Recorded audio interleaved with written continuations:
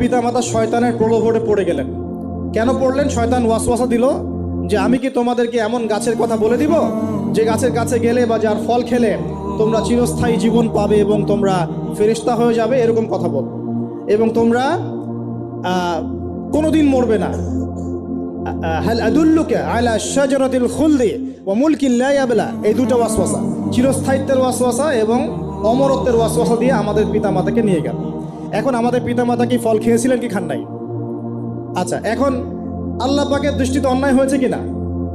এরপরে আমাদের পিতামাতা কি করলেন? বললেন রব্বানা যালামনা আনফুসানা ওয়া ইল্লাম তাগফির লানা ওয়া তারহামনা লানাকুনান্না মিনাল খাসিরিন।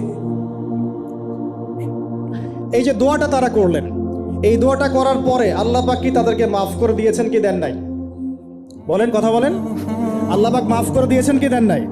এই যে অন্যায় করার পরেও আল্লাহ যে ক্ষমা করে